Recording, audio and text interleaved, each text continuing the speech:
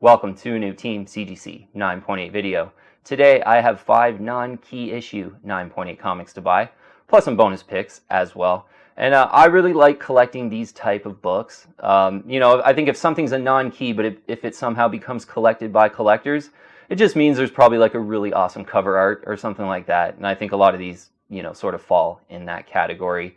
And yeah, I think the pride of ownership is just off the scale on a few of these, certainly in the super high grade 9.8. So first one up here, let's have a look. It's Uncanny XMen 272 in a 9.8. This one's definitely like an under the radar Jim Lee cover of this era, Jim Lee Scott Williams cover. He did quite a few Uncanny X-Men covers early on in his career, Jim Lee. And 272 pretty underfollowed. I would say the more obvious sort of non-key Jim Lee cover from this era is Uncanny X-Men 268.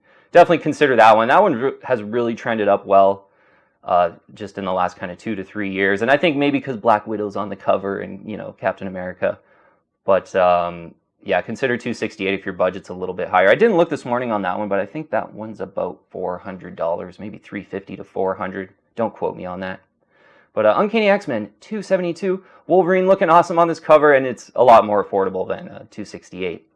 There's 170 9.8s in the Universal Blue Label, 57% the 9.8 ratio. And I saw one sell for $99. And that was in a buy it now. I think if you're kind of patient on this one, maybe you get it pretty close to $75 or something like that. I feel like at that value, it's just a great one, certainly if you're a Jim Lee fan. And yeah, consider if your budget's a little bit higher, Uncanny X-Men 268 is a pretty great non-key issue to consider for sure. Okay, next one's really awesome. Great eye appeal on the cover, like pretty much all these. An Avengers 172. This is like the return of Hawkeye, which I don't really think is a key issue. Like maybe if it was like his first appearance or something. But great cover on this one. George Perez, I think it's a George Perez Terry Austin cover. Just classic George Perez Terry Austin. This one actually popped up on an auction about 2-3 weeks ago. It was on eBay. I was really close to pulling the trigger. It ended up selling for $200 in a 9.8. I'll kind of use the picture too for that from that listing. The colors were really nice. I was watching this one, so tempting for me. It ended up selling for $200. Kind of wish I, threw in a $225 bid. To be honest, there's 46 9.8s in a blue label, so $200 for one of those 46. With how great this one's looking, I think that was a great buy by whoever grabbed that one. 39.3% the 9.8 ratio, and one selling for $200. I think, if you like these non-key covers, if you're any bit of a Hawkeye fan, grabbing this one around 200, one of those 46 is just a great value, I think, and a great non-key to consider. Okay, next one I do have, X-Men 112. This one's great for a lot of reasons, I think. Combines kind of two of my favorite artists from this era. It's George Perez and Bob Layton on the cover. But then, you got kind of Wolverine, and Wolverine's always got big problems with Magneto because, he's made of like adamantium and stuff. So kind of a classic cover whenever you got Wolverine and Magneto on the cover. But, just great colors on this one as well. Yeah, definitely a non-key to target. There's 135 9.8s in a Universal Blue label for this one. That's quite a bit. There's definitely other people out there like me just really loving this one. And yeah, I'm not aware, I don't think there's any first appearance. So I'm pretty sure it's, a legit non-key. 10.8% the 9.8 ratio. This one's getting into the 80s, or 1970s. So you'd expect it to be pretty tough in a 9.8. You know what? I wasn't seeing any completed listings for this one. I'd purchased mine, it was like 3 years ago now, admittedly, but it was like $250. I remember it being 300 and something Canadian, sorry. So that's going to put it around kind of $250 or something like that, American dollars. And I think nowadays, though, it's going to be probably about $500, maybe even a little bit more. I'm pretty sure, occasionally I'll see one on eBay, $1,000 or best offer. So definitely people out there trying to get a top dollar on this one. But if you wait in an auction, I think probably right around $500 on this one, maybe a little bit more. But, Wolverine, Magneto fans out there, George Perez fans. Yeah, it's Bob Layton, too, just one of my other favorite artists. It's kind of got everything for me. And great colors, too. I love, a lot of heroes and colors on covers, which is why I really like X-Men covers of this era, too. This is from the John Byrne, Terry Austin era of X-Men, Chris Claremont era. Okay, moving on.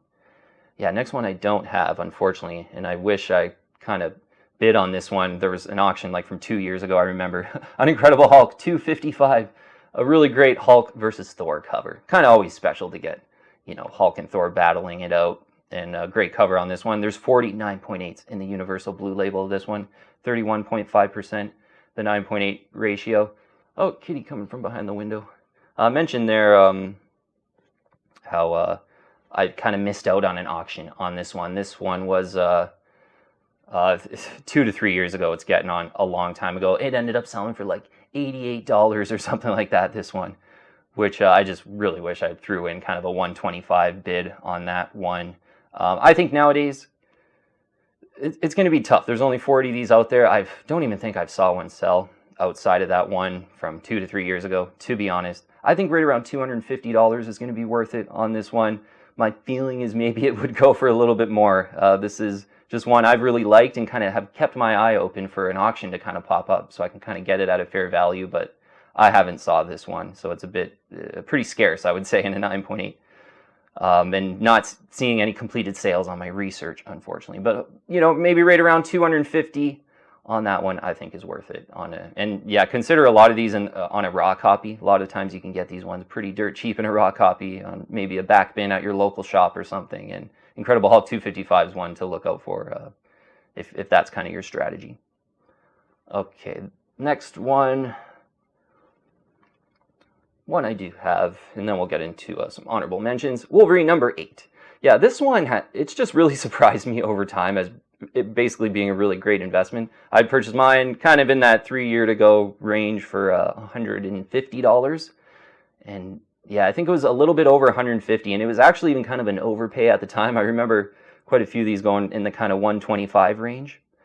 But anytime you get Wolverine and Hulk on the cover, it's kind of, you know, super classic. And it's John Buscema cover art. John Buscema cover art. So just a classic looking Wolverine and Hulk on the cover. Of note on this one too, a really cool back cover pinup, a Rob Liefeld Wolverine back cover pinup, which is really cool on this issue. Yeah, it's the other one, Wolverine number 6, has a Todd McFarlane back cover pinup. That's one I've been pretty close to pulling the trigger in the past. The Wolverine number 6 in a 9.8. But Wolverine 8 mentioned there's 711 9.8s in the Universal Blue label, 33.3%, the 9.8 ratio. And I mentioned like it kind of surprised me over time because this is one I had in my comic collection when I was a kid, and I just kind of bought it out of nostalgia because I had that one. I wanted it in the super high grade.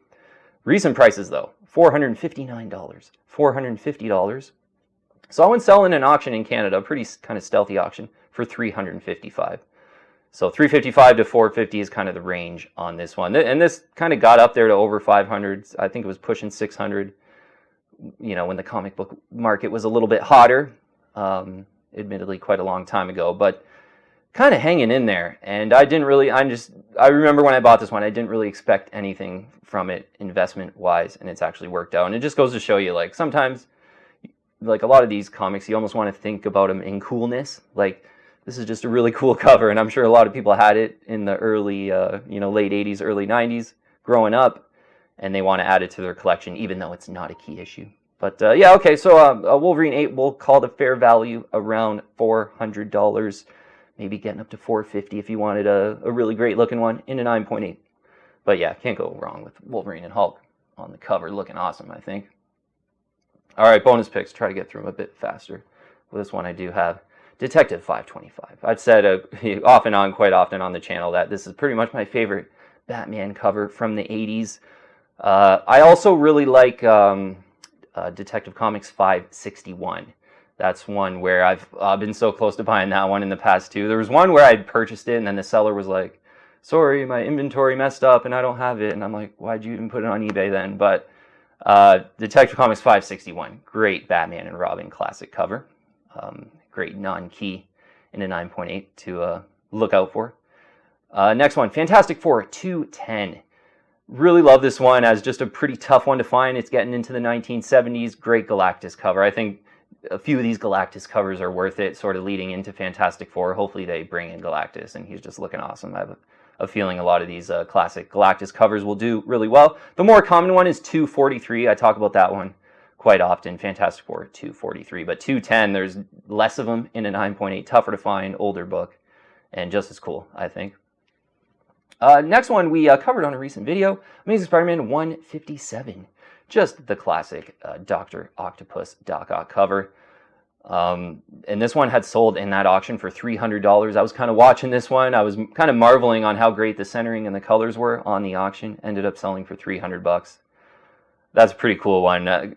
You know, around that price kind of seems like a lot for a non-key, but yeah, wow, just Doc Ock looking so classic and Spidey on that cover. Next one is pretty much like borderline a key issue now because it is a non-key, but it's so well collected. A Spectacular Spider-Man number 101 with the John Byrne black costume cover. Yeah, very well collected and sought after, and in a way it's almost like the first sketch cover without even really trying. Just black costume, kind of black and white. I know it's got the yellow letters, but in a way it's kind of a sketch cover without even trying. But one of the classic black costume covers that people target, for sure. Saw a recent one sell for $424.99, so I think right around $400 on that one's a pretty cool one to think about. Here's one kind of under the radar Star Wars cool cover, Star Wars 94. This is a classic Ewok cover. I've been pretty close on this one. I remember it was a newsstand edition in a 9.8 auction that had popped up, and I think it ended up selling for about $150, but I was watching it and very close to pulling the trigger. I think if you get lucky kind of on a stealthy auction, this one is pretty close to $100. I think in that 100 to 150 with the newsstand, I think it was 150 to 200 or something that auction went for. But I like Ewoks, and this is one of the cool Ewok covers, you know, non-key issue Star Wars books to consider. Another one, Star Wars 63. I've liked this one for quite a long time as well. I got a really nice raw copy that I bought 3-4 years ago now, but Darth Vader versus Luke Skywalker on the cover, looking really cool. I think that one is one to think about. And I talked about this one too, Star Wars Annual number 3 with the sort of a choking Darth Vader classic pose. That one's really tough in a 9.8 to get. Another one that kind of eluded me. I remember a few auctions going for kind of 200 to 225. I think that one is more 400 to sort of 500 now. I feel like if a really nice one popped up in Canada on an auction, I'd be really tempted to kind of bid up to 500 on that Star Wars Annual number 3. Not a lot of them out there, and as a big Darth Vader fan, that is one of the classic Darth Vader covers, in my opinion. And last one, I do have this one, but I just didn't bring it out. A cool Jim Lee cover, XMen number 11. Yeah, this is not a key issue. Just got all kind of the new school X-Men characters on the cover. This is kind of a great group X-Men shot with like Gambit and Jubilee on the cover with all the classic X-Men as well. So XMen number 11, I think, is a cool non-key in a 9.8 to consider. Okay, well, we'll leave it at that.